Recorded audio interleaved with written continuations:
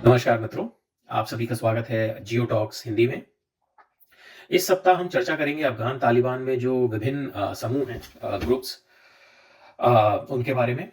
पिछले एपिसोड में हमने अफ़गान तालिबान के इतिहास और पृष्ठभूमि को थोड़ा खंगाला था। इस एपिसोड में हम तालिबान में इस समय जो नेतृत्व है और जो डिफरेंट धड़े हैं, उनके बारे में चर्चा करेंगे। आप सभी को जैसे ज्ञात है कि तालिबान के जो संस्थापक हैं रहे, वो मुल्ला उमर थे। तो उनका देहांत 2013 में हुआ। तो जब तक वो तालिबान के नेता थे, तब तक तालिबान में किसी भी धड़े का इतना प्रभुत्व कभी नहीं हुआ। क्योंकि हर समूह, हर कमांडर, चाहे वो मिड लेवल कमांडर हों, चाहे सीनियर कमांडर, वो मुल्ला उमर को सर्वोच्च नेता के रूप में मान्यता देते थे और मुल्ला उमर का की सोच और बात एक तरह की आदेश होता था संगठन के लिए। परंतु उनके देहांत के बाद जब नेतृत्व मुल्ला अख्तर मंसूर के हाथ में आया, तब से ही तालिबान में एक तरह से सत्ता के लिए मैं संघर्ष तो नहीं कहूँगा, पर कई समूह आपस में सत्ता के लिए एक-दूसरे को अपना प्रतिद्वंदी ज़रूर मानने लग गए। तो आइए चर्चा करते हैं विभिन्न समूहों के ऊपर। तो सबसे पहला अगर हम देखें, जो समूह है वो तालिबान के जो इस समय सर्वोच्च नेता हैं, मौलवी हैबतुल्लाह अखुंज़ादा, उनका है। वो तालिबान के सुप्रीम लीडर हैं और तालिबान की जो सर्वोच्च बॉडी है संगठन की, रहबरी शूरा, उसको लीड करते हैं, उसके प्रमुख हैं और मुख्य रूप से कांधार में रहते हैं। राजधानी काबुल में आना उनका लगभग नहीं होता, जब से सरकार बनी है तालिबान की, कमोबेश एक बार ही उनका आना हुआ है काबुल और वो पब्लिक अपीयरेंस नहीं देते कभी। उनका भी वही मानना है जैसे मुल्ला उमर मानते थे कि तस्वीरें और पब्लिक अपीयरेंस ना देना। और सरकार की वो जो रोज़मर्रा के डे टू डे काम हैं, उनमें उनकी कोई दखल-अंदाज़ी नहीं होती। पर तालिबान की जो धार्मिक मान्यताएँ, विचारधारा, ये सब हैं, इसमें हैबतुल्लाह अखुंज़ादा जो हैं, उनकी अथॉरिटी फाइनल मानी जाती है। जो काफ़ी विवादास्पद मामला चल रहा है अफ़गानिस्तान में, जिससे अंतर्राष्ट्रीय समुदाय भी काफ़ी चिंतित है, वो है वहाँ पे लड़कियों की शिक्षा के बारे में। तो उसके ऊपर प्रतिबंध लगाने में भी काफ़ी ज़ोर मुल्ला हैबतुल्लाह अखुंज़ादा, मौलवी हैबतुल्लाह अखुंज़ादा की तरफ से ही दिया गया है और रूढ़िवादी माना जाता है तालिबान में। इनके पास कोई सैन्य शक्ति नहीं है, परंतु ये तालिबान के जो इस्लामिक स्कॉलर्स हैं, वो इनको पूरी तरह से बैक करते हैं। तो प्रथम चर्चा हमने की मौलवी हैबतुल्लाह अखुंज़ादा की। दूसरा सबसे प्रमुख समूह अगर हम कहें और ख़ास तौर पे सैन्य दृष्टि से, वो है हक्कानी नेटवर्क, जिसको सिराजुद्दीन हक्कानी लीड करते हैं। इस समय अफ़गानिस्तान के इंटीरियर मिनिस्टर हैं और तालिबान के उपनेता, डेप्यूटी लीडर हैं। अ, उनकी अगर हम देखें, वो हक्कानी नेटवर्क के प्रमुख हैं और हक्कानी नेटवर्क ने कभी भी तालिबान में अपने आप को पूर्णतः रूप से सम्मिलित नहीं किया और उन्होंने अपना एक संगठन का ढाँचा हमेशा तालिबान से अलग रखा। तो उनकी सैन्य शक्ति वही है जो हक्कानी नेटवर्क की है। हक्कानी नेटवर्क के पास करीब 10,000 के करीब फाइटर्स हैं और जिनको उन्होंने ज़्यादातर काबुल के इर्द-गिर्द कॉन्सन्ट्रेट किया हुआ है। राजधानी काबुल पे हक्कानी नेटवर्क का कड़ा नियंत्रण है। इनके जो प्रमुख गढ़ हैं, स्ट्रॉन्ग होल्ड्स हक्कानी नेटवर्क के, वो हैं साउथ ईस्टर्न अफ़गानिस्तान के पक्तिका, खोस्त, लोगर, गज़नी प्रोविंस।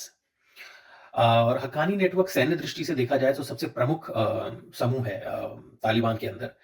और जब तालिबान युद्धरत भी था, उस समय भी मतलब जब वो नेटो फोर्सेस से लड़ रहे थे 2021 से पहले, उस समय भी सबसे भयावह हमला करने और आत्मघाती हमला करने का श्रेय ज़्यादातर हक्कानी नेटवर्क को ही जाता था। और सिराजुद्दीन हक्कानी जो हैं, वो ग्लोबल टेररिस्ट भी डिक्लेयर किए हुए हैं अमेरिका द्वारा, जिन पे $10 मिलियन का इनाम भी घोषित है। तो सिराजुद्दीन हक्कानी जो हैं, वो मौलवी हैबतुल्लाह अखुंज़ादा को सुप्रीम लीडर तो मानते हैं, पर उनके साथ इनकी काफ़ी मतभिन्नता भी है, ख़ास तौर पे जो वुमेन एजुकेशन है, उस पे हैबतुल्ला अखुंज़ादा की नीतियों का हक्कानी साहब ने खुल के विरोध भी किया है। फरवरी 2023 में उन्होंने ये एक काफ़ी रेयर चीज़ थी पर ये हुई।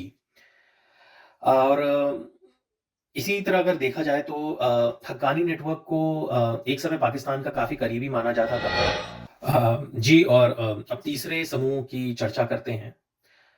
ये है मौलवी याकूब मुजाहिद का, जो इस समय रक्षा मंत्री हैं, डिफेंस मिनिस्टर, और तालिबान के ये भी डेप्यूटी लीडर हैं।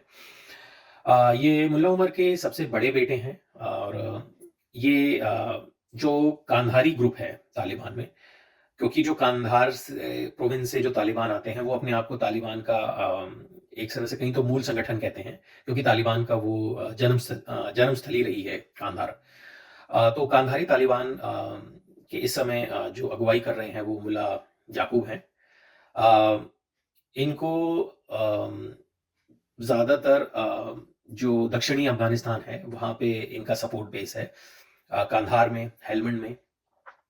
इनको सऊदी अरब की भी काफ़ी बैकिंग मिलती रही है और तालिबान में इनको काफ़ी मॉडरेट माना जाता है और पॉलिटिकली सॉल्यूशन में ये समाधान में बिलीव ज़्यादा करते हैं। और मुल्ला याकूब मुजाहिद जो हैं, उनका ये भी सोच है कि हमें जो रीजनल कंट्रीज़ हैं अफ़गानिस्तान से जिनके परंपरागत रिश्ते रहे हैं, उनके साथ दोबारा से रिश्ते अच्छे किए जाएँ, जिसमें भारत भी शामिल है। और पाकिस्तान पे उनका भरोसा थोड़ा कम ही रहता है मुल्ला याकूब का, मौलवी याकूब का। अच्छा, कई लोगों का मत है कि मुल्ला अब्दुल गनी बरादर का भी एक समूह ग्रुप है जिसको जो पॉलिटिकल ऑफिस और पॉलिटिकल ब्रांच रही है वो बैक करते हैं। परंतु मैं यही कहूँगा कि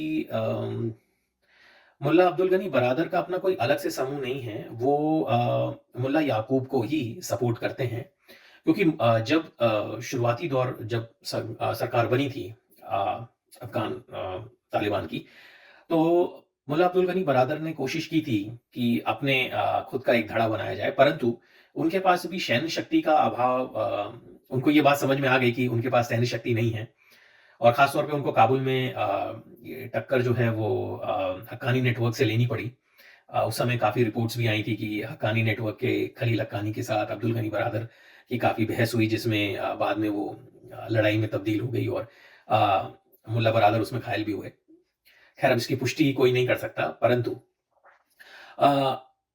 ये बात जब उनको रियलाइज़ हुई कि उनके पास सैन्य शक्ति का अभाव है, मुल्ला अब्दुल गनी बरादर ने मुल्ला याकूब को ही समर्थन देना ठीक समझा, क्योंकि वो भी हक्कानी नेटवर्क के साथ नहीं जा सकते। तो ये एक प्रमुख समूह हैं, धड़े हैं इस समय अफ़गान तालिबान के अंदर।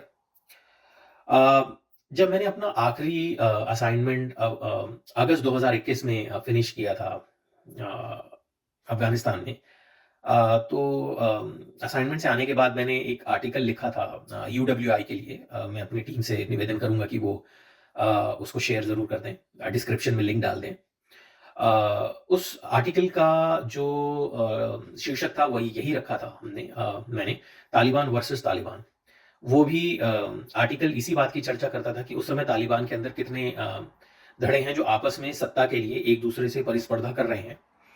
तो इन 3 सालों में लगभग वही स्थिति है तालिबान के अंदर। कुछ थोड़े बहुत बदलाव आए हैं, जैसे मुल्ला अब्दुल गनी बरादर मुल्ला याकूब के कैंप में देखे जा सकते हैं और हक्कानी नेटवर्क उसी तरह काबुल पे अपनी स्थिति मजबूत किए हुए है और सर्वोच्च नेता हैबतुल्ला अखुंज़ादा कांधार से ही अपनी एक तरह से अपना फरमान चलाते हैं। हाँ, पर सरकार के रोज़मर्रा के कामों में दखल-अंदाज़ी नहीं करते। तो मित्रों, ये आज हमने चर्चा की अफ़गान तालिबान के विभिन्न ग्रुप्स के बारे में। हम हर सप्ताह इस क्षेत्र के जो जियोपॉलिटिकल विषय हैं उन पे चर्चा करते हैं और हमने शुरुआत अफ़गानिस्तान, पाकिस्तान से की है। इनमें हम सबसे पहले वहाँ पे जो प्रमुख संगठन हैं जो काम करते हैं, उन पे चर्चा करेंगे। उसके बाद हम पॉलिटिकल सिचुएशन पे जाएँगे। आप सभी से निवेदन है कि आप हमारे चैनल को सब्सक्राइब करें, ताकि हमारी जो वीकली चर्चा होती है वो एक क्रम में होती है। और आपको उसका नोटिफ़िकेशन आ जाए और आप हर विषय को अच्छे से समझ पाएँ। धन्यवाद।